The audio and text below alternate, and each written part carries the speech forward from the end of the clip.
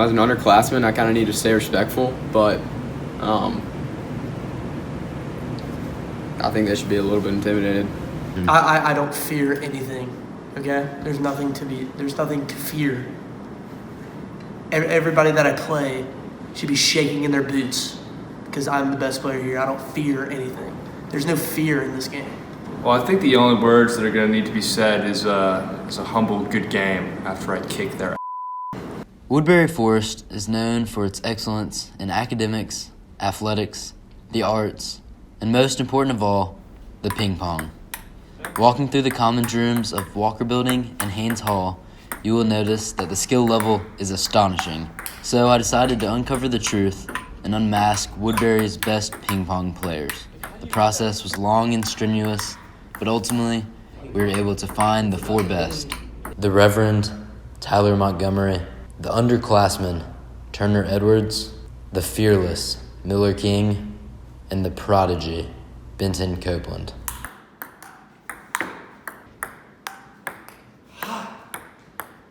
Benton, tell me about the grind to becoming the master you have become. It's a long road, I'll say that much.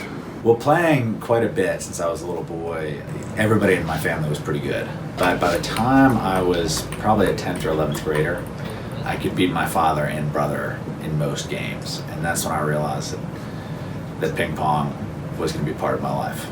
I've been playing ping pong for pretty much my whole life. My dad played a lot here at Woodberry, played a lot with Hughes, kind of smack him around a good bit, but it's a good time. You can ask anybody. It's written up in the duty reports every night that I'm the best ping pong player on Haynes, and seniors are the best on campus, right? So, therefore, I'm the best ping pong player on this campus of Woodberry Forest. The first match of the 2020 Ping Pong Masters Championship is between Mr. Montgomery and Turner Edwards, youth versus experience. But each player feels as if they have the advantage. Looking at your competition, looks like you're going to face Mr. Montgomery in the first round. What do you know about him? We've played a couple times. He's got a pretty wicked serve. He worked with someone that played professional ping pong, and so he's got some kind of method where he hides the paddle from you, spins it some weird way. For most average players, I can put spin in all directions on my serve. And so until you learn how to identify what spin I'm putting on it, you can't really return it consistently. Once I can get the serve in, I can take him. So I'm ready. I've been called a brick wall by many. I kind of sit back and just keep it in play. A lot of people get frustrated. It works. While the first match might be respectful, the other is quite literally the opposite. You have a potential challenger waiting for you at the table, Benton Copeland. Challenger? Benton Copeland. I haven't heard that name in a while. I've been too busy whooping up on him in the fall. He's been scared to play me ever since. Now I'm kind of happy that he's come back. Now I actually have a challenger. Respect to him. He's the best player that I play against, but not near the level I'm at. Miller and I have been playing this game for a little while now, and it's we haven't played in a while. We're kind of just getting back to the table, and back in our heyday, he's fun to play with, but it's not that fun for me playing below my skill level. It's tough to restrain myself when he's just so bad. After a week of preparation, but a lifetime of training, it was time. The Ping Pong Masters Championship was finally ready to begin.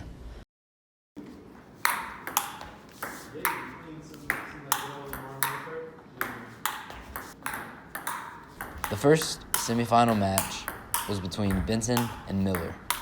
The two seniors met in Haynes for 1 game to 21.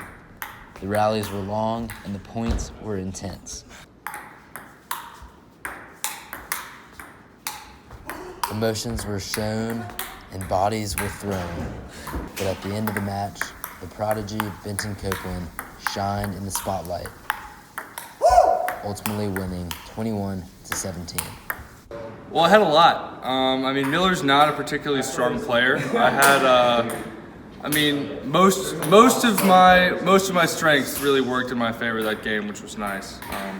It was a pleasure to play him, but always, as you know, even more of a pleasure to put another W under my belt. It was now time for Benson to wait and see whom he would play in the final. So we headed over to Walker for the second semifinal between Turner and Mr. Montgomery. While this match wasn't as intense as the first, the Reverend brought the heat. But Turner was unfazed, using his consistency to his advantage. The match came down to the wire, with both players facing game point, including this one for Turner.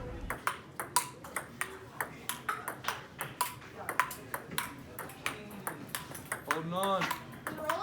Yeah. Can he finish?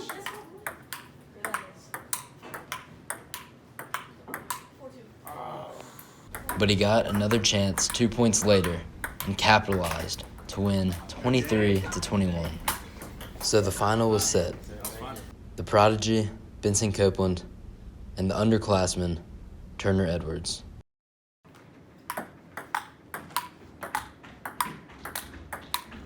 The finalists would play 2 matches, with the first taking place in Walker. The game went back and forth, but Benson's experience and training gave him the edge over Turner. Good shot. Great game. That's a good one. Felt good. I was on. I mean, he's a good player. He's got a lot of potential, but he's still got some growing to do, and I capitalized on that. Benson headed to Haynes with a 1-0 series lead after a 21-19 victory in match 1. Albert Einstein said that it's always important to learn your ping pong opponent front and back, and I think I did that effectively tonight with Turner. I'm going to keep the same thing going. He can't beat me. A win for Benson on his home table would solidify that he is the ultimate ping pong master. But Turner was not going to give up.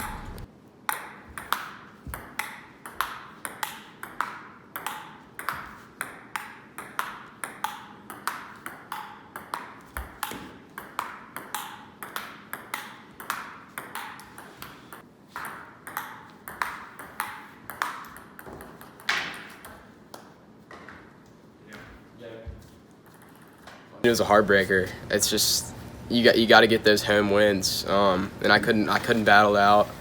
Ben's a great player, but I mean, as Ricky Bobby once said, if you ain't first, you're last. Well, you know, being the ping pong king of Woodbury, it doesn't feel like much. I was before, and I am now.